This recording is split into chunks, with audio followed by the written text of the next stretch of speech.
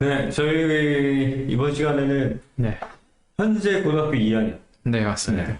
2024학년 입시 이 변화 내용에 대해서 짚어보는 시간을 갖도록 하겠습니다. 매년 변화가 되게 많을 때가 있고, 변화가 조금 뭐 적당하게 주요 대학교 변화 중심으로 있는 경우도 있고 한데, 네, 올해가 아니라 24학년도 입시는 23년도에 비하면 어떤 부분이 좀 많이 변했나요?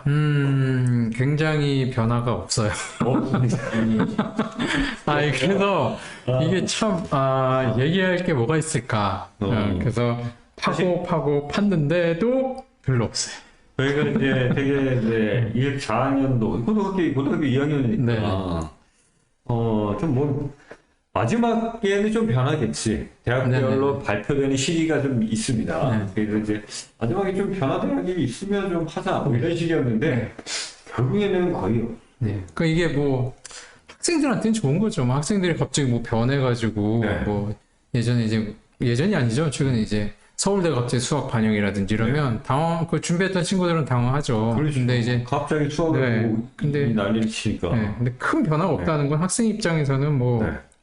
괜찮은데 저희가 이제 이야기할 거리는 별로 없는 거죠. 뭐 좋은 거지. 뭐 네네. 우리도 좋은 그럼요. 거지. 네. 일단은 끝낼까요? 아니, 뭐, 말씀을 해주셔야지. 자기가 얼마 안 이런 되면. 얘기를 막 이렇게 길게 하면 네. 그래도 간단하게. 변화가 있습니다. 네, 있긴 네. 있죠. 아주 핵심 대학 중에서도 아주 큰 변화가 있는 대학도 있습니다. 네, 네, 그 대학을 한번 네. 일단 얘기해 봅시다. 네. 우선은 2024년도의 주인공은 시립대입니다. 서울 시립대. 좋은 학교고요. 네. 국공립대고. 네. 서울 시립대가 이제 수시에서 전체 인원을 다 선발했는데 이제 고등학교 2학년 학생들 때부터는 이제 전원 다 이제 정시에서 선발을 하게 됩니다. 네. 근데 문제는 여기에서 정시의 가나다군 중에 어디에 소속이 될 거냐? 네. 또 하필이면 또 가군. 아, 진짜 가군이 물론 이제 시립대를 지원하는 학생들의 성적권대가 어느 정도 좀 상위권에 속하는데 네. 거기에 또 웬만한 학교가 아니라 또 이제 굵직한 학교들이 많잖아요, 저희가. 근데 거기에 또 이제 포함이 돼서 학생들한테 선택권이 가군에서만 좋아진 거지 실질적으로 가나다군으로 좀 분산이 되면 좋았을 텐데 네. 이 부분은 조금 뭐 아쉬운 것 같아요. 그래서 어쨌든 가군으로 선발을 좀 진행을 하고요. 또 하나 특징은 서울시립대가 유일하게 또 이제 수학을 반영했던 학교인데 네. 과감하게 이제 수학을 이제 반영하지 않고 국어, 영어, 탐구 이렇게 반영을 합니다.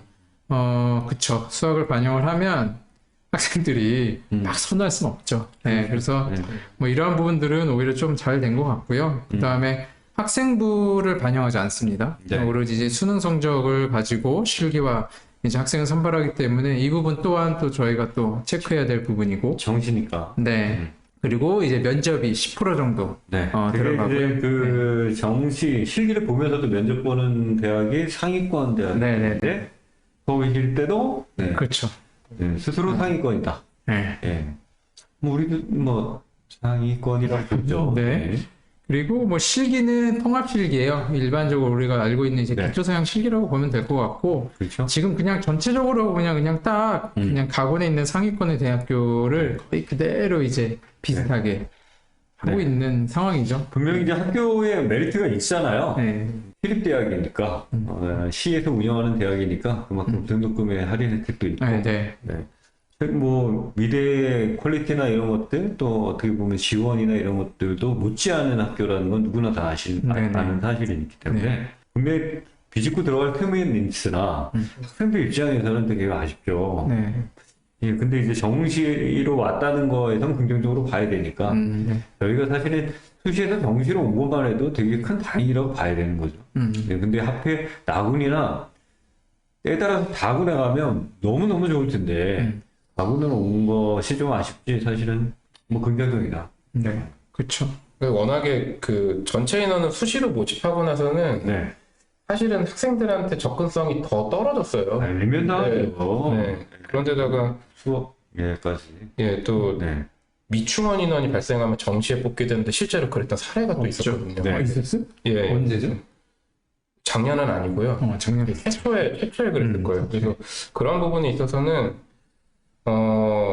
일단은 정시로 옮겨간 건 너무 잘한 선택인데 정말 나군이랑 다군이었으면은 지원 인원도 좀 많았을 것 같고 저희나 이제 학생들의 입장에서도 너무 좋은 이제 감사한 일인데 가군에 있으면서 사실 고민이 조금 더 생기지 않았나. 근데 이게 네. 가만히 보면 나군에 어느 학교가 있냐면 서울대하고 서울과기대가 있거든요. 네. 네. 여기가 국립대예요. 그러니까. 여기에 서울시립대가 들어가면 국립대 선택이 이제 3개가 되는데 이것보단 국립대를 선호하는 학생이 있거든요. 학비나 뭐 여러 가지로.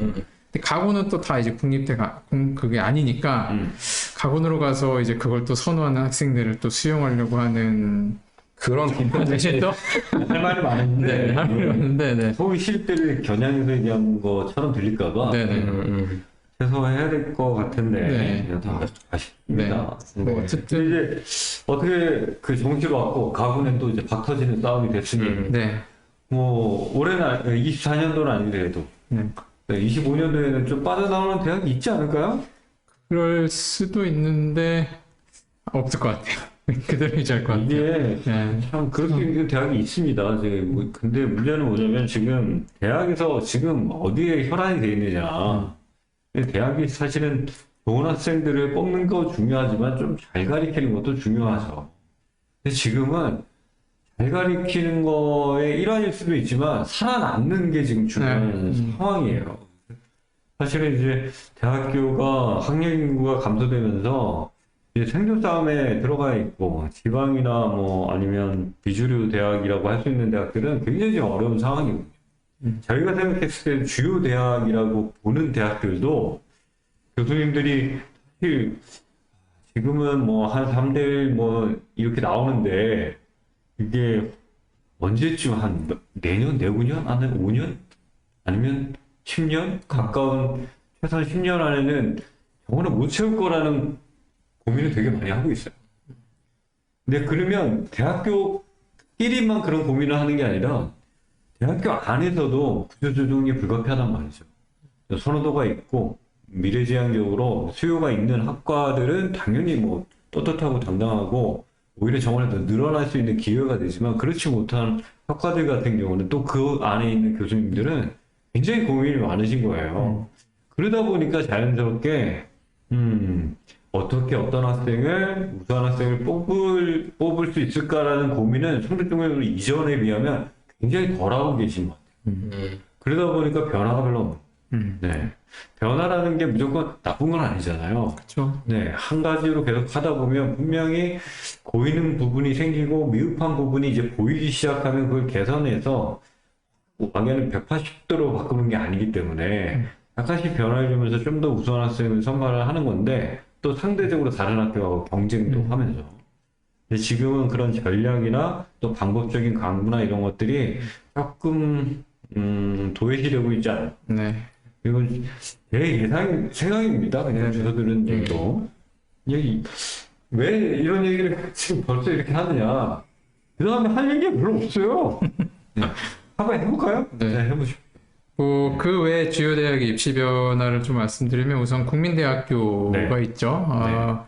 AI 디자인 정시가 네. 5배수에서 5배수를 1차 선발하는데 이제 3배수로 줄어든 거. 네, 그 의미는 뭐 전공, 그러니까 AI 디자인이라는 것 자체도 그렇고 전공 특성화가 돼 있잖아요. 네. 그런 부분에서도 이제 배수를 줄임으로써 거기에 좀 더 이제 메리트를 느낀 학생들을 좀 선발하고자 하는 목적도 분명히 있고, 네. AI 디자인이 특히 이제 그 국민 프론티어 전형으로 좀 많이 뽑거든요. 네.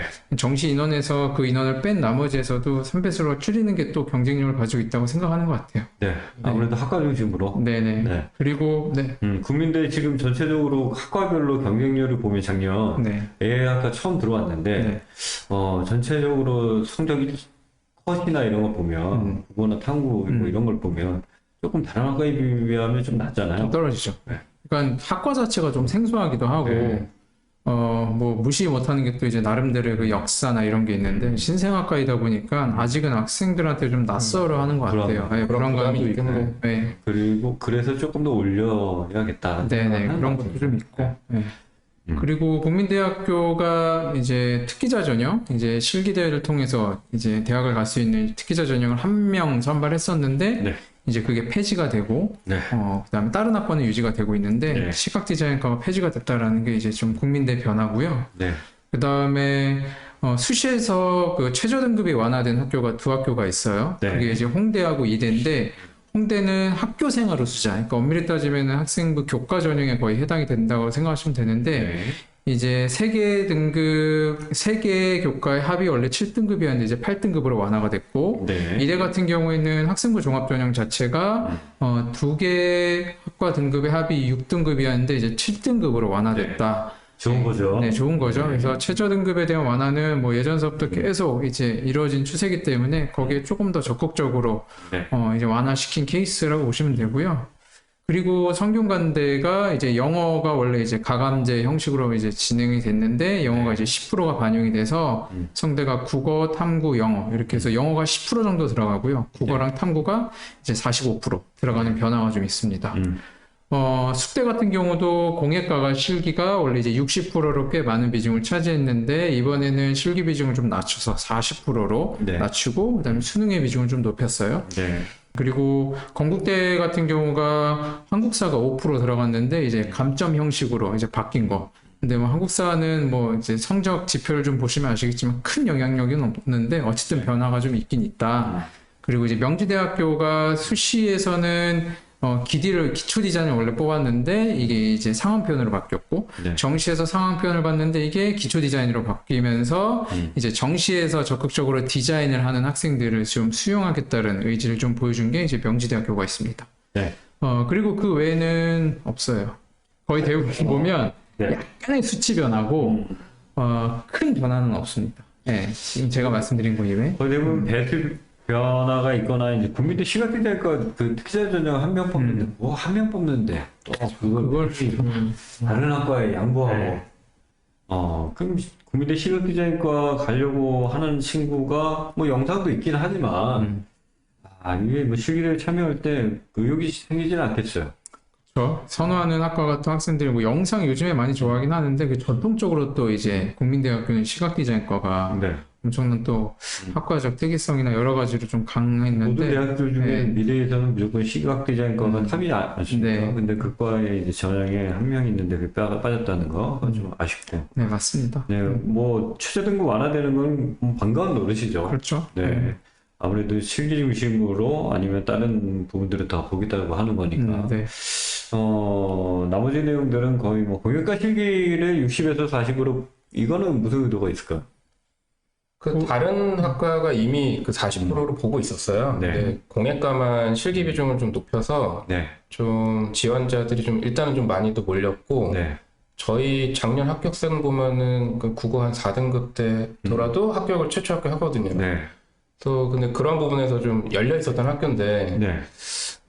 성적을 좀 더 이제 보려는 것 같아요. 이게 전체적인 추세가 사실 뭐 정시 쪽에서 인원도 확충하고 네. 또 수능 비중도 점차적으로 좀 높이는 그런 이제 상황이 있었어 갖고 네.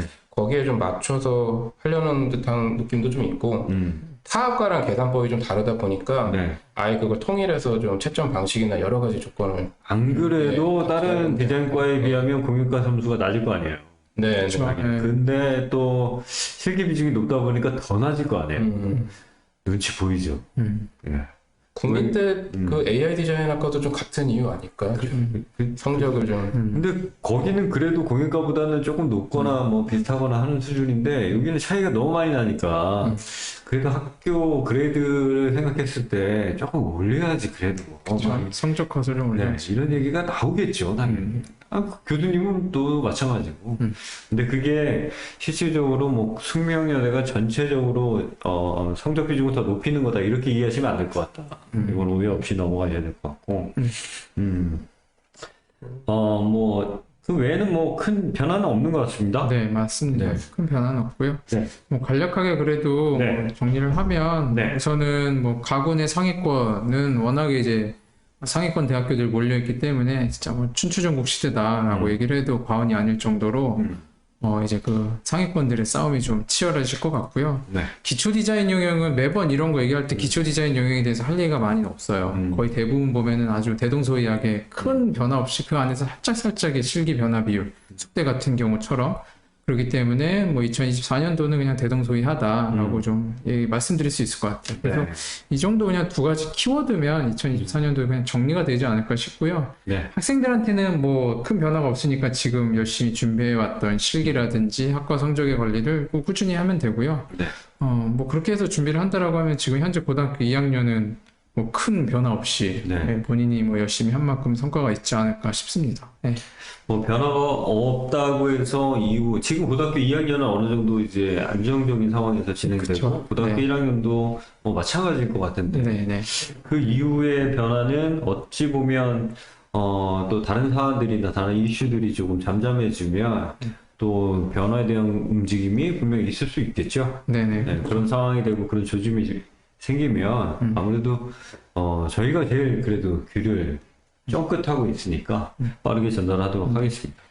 뭐 이런 이제 말씀드린 학교를 꼭 얘기하다 보면 항상 입시 설명이나 이런 거 할 때 나오는 게 또 건국대학교거든요. 네. 건국대학교가 가나다군 이제 분산 모집을 하게 되는데 뭐 이런 기초 디자인 영역의 대동소이와 그다음에 상위권에서의 학생이 가군으로 쏠림의 현상이 생기면서 그 안에서의 여러 가지 지금 아까 제가 비유를 춘추전국 시대라고 얘기한 것처럼 근데 그 학생들이 결국은 그 성적대나 여러 가지 좀 경우의 수로 또 포함이 되는 게 건국대학교예요. 네. 그래서 참 건국대학교가 이런 것까지 예측은 안 했는지 모르겠지만은 기본적으로 또 여기가 단계 전형이 아니고 또 이제 일괄 전형이기 때문에 기초 소양을 준비했던 친구들이 아까 전에 국민대 저희가 뭐 실기대 피드백을 했듯이 실기적인 유사성 때문에 건대 지원 많이 할 거거든요. 네. 경쟁률이 기초 디자인에선 건대가 굉장히 좀 높아질 것 같고 성적도 좀 이제 위쪽으로 좀 올라갈 것 같아서 네. 건국대도 조금 쏠림 현상이나 상향 조정이 되지 않을까라는 생각이 좀 추가적으로 좀 들기는 해요. 네. 그래서 뭐 이런 부분들까지 좀 고려해서 건국대도 준비한 친구들은 미리미리 또 이제 유형에 대한 학습이나 이런 것들도 준비해놔야 될 것 같아요. 네. 네. 그 건국대 그 말씀하셔서 그 아까 뭐 잠깐 설명해 주신 내용인데 한국사가 그 5% 그 반영되던 게 감점으로 바뀌었잖아요. 네. 그런 부분에 있어서 사실 인기 학교다 보니까 그 한국사 공부를 따로 해야 되는가 그리고 얼마나 좀 높은 수준의 뭐 점수를 받아야 되나 이런 걸 또 학생들은 많이 궁금해해요. 네. 근데 이전에 5% 반영될 때는 사실 4등급까지는 200점 만점에 200점을 다 줬습니다. 네. 그리고 9등급을 그냥 아예 다 틀려서 9등급을 받더라도 200점 만점에 180점을 줬는데 그게 100점 만점으로 환산했을 때도 90점이지만 이게 5% 반영되기 때문에 굉장히 미미한 점수였어요. 근데 이번에 반영될 때 지표도 보니까 똑같아요. 그러니까 4등급까지는 그냥 감점이 없어서 그냥 0점 처리가 되고 9등급일 때 1000점 만점에서 마이너스 5점에 대한 감점이 있는데 그 비율로 보니까 이전에 그 계산 방식이랑 아주 똑같더라고요. 네. 그래서 아주 똑같거나 더 의미가 없거나. 네네 그런 상황이라 이전과 마찬가지로 한국사에 너무 이제 무게를 두지 말고 그 기존에 이제 많이 보는 과목에 대한 준비를 좀 철저히 해야 될 것 같고요. 그 영어 같은 경우도 워낙에 또 그 계산하는 방식이 좀 특이해서 영어 한 7등급 정도 받더라도 90점 정도 받는 학교예요. 그러니까 나머지 국어랑 사회 과목에 좀 더 중점적으로 무게를 두고 준비를 하는 게 좋을 것 같습니다. 정시는 국어 사회다. 네네. 자, 뭐 단가요? 또 뭐 얘기를 뭐가 있을까요? 할까요? 네. 아 홍대가 네. 지금 뭐야? 만들어낸 거 아니에요? 얘기가 나와. 홍대가 그 홍대부터 얘기를 했어야지. 네, 저희 네. 이건 그냥 뭐 너무 당연한 건데 지원 자격이 네. 그 미술 그 선택 과목 안 해도 되는 걸로 바뀌었다고 발표를 했잖아요. 네. 근데 사실 이전에도 저희 코로나 때문에도 이게 요강상에 있는데 그거와 상관없이 또 모집을 계속 해왔거든요. 네. 이게 변화는 변화인데 사실은 변화가 없었던 부분이었던 것 같고 뭐 기존의 이제 방식과 이제 달라진 건 가장 큰 거는 또 최저 학력 완화인데 그만큼 또 서류 많이 준비를 또 잘 해줘야 될 것 같아요. 네. 네, 알겠습니다. 저희가 24년도 얘기를 하고 있지만 지금 결과적으로는 23년도 저희 영상 만든 걸 참고를 많이 하셔야 될 것 같아요. 네. 네. 23년도 영상 꼭 한번 참고해 보시고요. 24년도 간단하지만 한번 훑어봤습니다. 네. 자, 여기까지 하겠습니다. 감사합니다. 감사합니다. 고맙습니다. 수고하셨습니다.